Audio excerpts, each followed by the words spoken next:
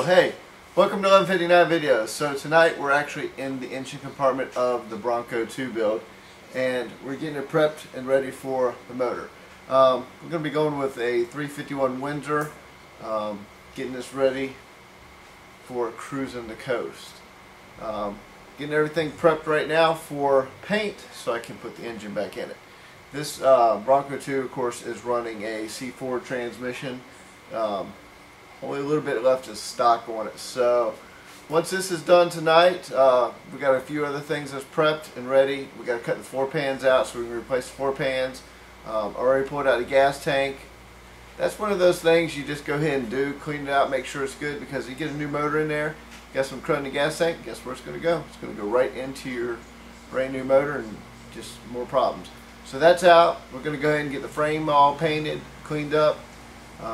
We're actually keeping the body on this frame for right now, but it's also going to be getting its new front differential put in it, so it's getting the Dana 35 sit up in the front. The rear axle is already prepped. I pulled out the traction bars, pulled out the shocks. It's pretty much ready to get the new 8.8 axle put in it. Then I'll go and weld and get that prepped out. So let me show you a couple of things we've done. We've made a little bit of progress on this thing, so let me show you what we've got. Okay, I went ahead and test fit the wheels underneath there. Those are actually 36s, 1250s, some TSLs. We're going to replace them. Still bouncing around about possibility even putting up to 44s on this thing. So the bushwhackers are off of it. I'll be wire brushing on the frame so I can get some undercoating and get that all done. I've already got the springs unbolted. We've got new leaf springs going in. Actually, it'll be coming off of a Explorer. Let's see.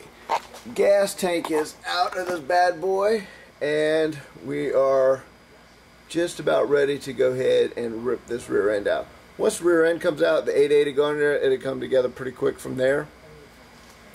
We'll redo all this. This bumper is going to come back off. Went in and pulled out some of the back trim. We got a couple little spots of rust we got to repair. I'm going to cut this out, replace that.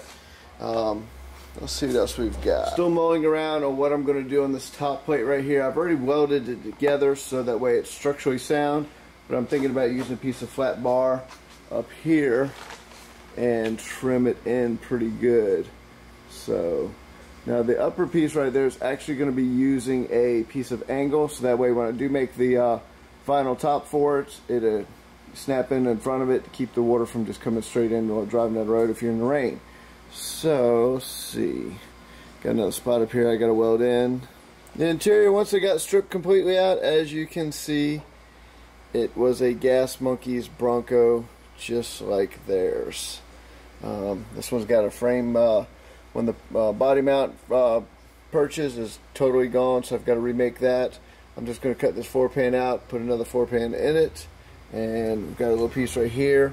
We'll be cutting this out right here. Actually, I'm going to pull a piece off off a Ranger and re-weld it back in there. So from there, we've got our work cut out for us. We've got about a 1-month deadline. Pulled off, found a couple other pieces down here. Apparently this has had some Katrina damage. So, and it's showing. So 9 years after Katrina, and within 1 month this thing will actually be back on the road, believe it or not.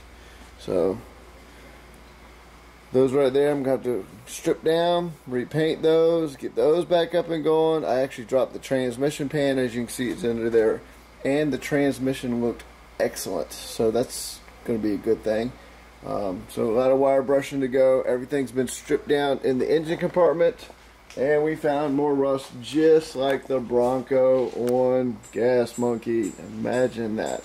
So now I've got to cut all that out and re-weld it in.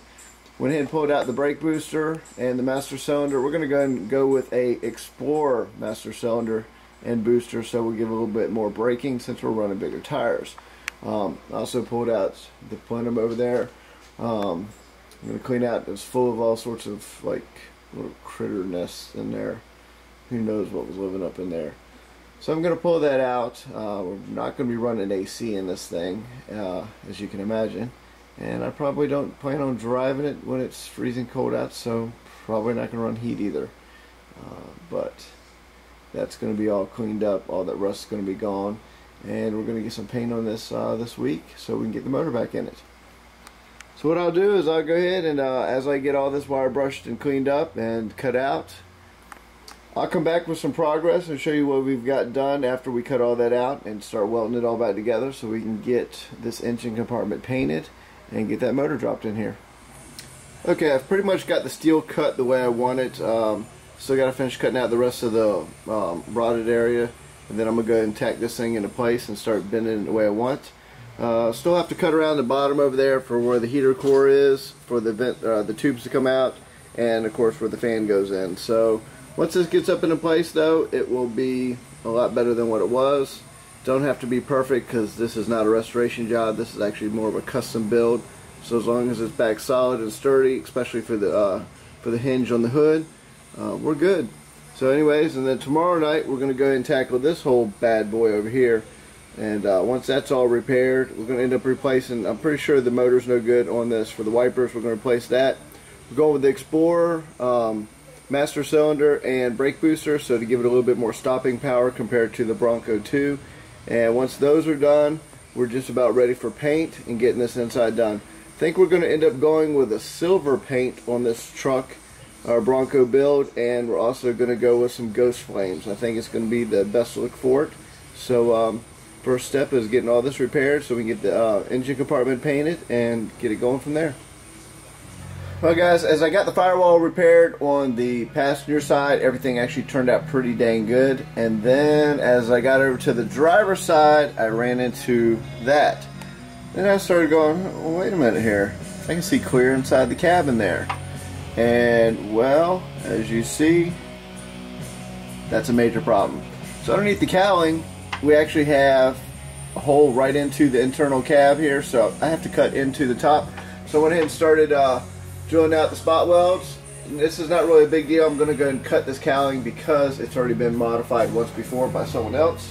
So it's not going to hurt my feelings at all. This isn't a restoration job, so I went ahead and started drilling them out. I'll pop this out, cut it out so I can get into the cowling and get some sheet metal cut so we can get this repair done. Okay, cut the top of the cowling off, and it's just as bad as I thought in there. It's pretty rotted out. So over here is not so bad, but just underneath here, as you can kind of see, it goes straight down. So yeah, I mean, it's pretty bad in there. So what I'm going to do is I'm going to end up cutting this piece off and grind off where the welds were, finish drilling them off. I'll cut the back support right here and right here, remove this out of the way, and that way I'm going to go ahead and have some metal bent. I'm going to take out where the little raised spots are. I'm going to go ahead and go back flat with it, weld it all up, and get this all finished up. This is not one of those repairs that was on the agenda with a 2-week span coming in to finish this up by cruising the coast. And as you see, there is still no motor in this thing. We've got a lot of work to do. All the fenders, hood, grill, everything is off on this thing. So with all the parts ordered, everything's going to be in next week. So I have to have all this painted, engine back in. Tonight we're going to go ahead and put the new seal in the transmission, get the torque converter sit in there. I'm going to go ahead and drop out the dash. So again, that was not on the agenda, but on the bright side, man, I can just go wild with the paint, get it done, shoot this while it's all apart, and get this thing ready to go. We're going to go ahead and do a color change. I decided to go ahead and go with silver instead of the blue scheme on it, which it was the factory Ford blue back in the 80s. It's an 84 Bronco II, and what's left of a Bronco II. And I think I'm going to go with silver, and then I'm going to do a blue pearl ghost flame inside of that and just do it that way. So after tonight, we're going to start doing everyday updates of the work that's been done to it to show you the progress in a 2-week turnaround and getting something that looks like this, making cruising the coast. So every night, check back, see how far we got.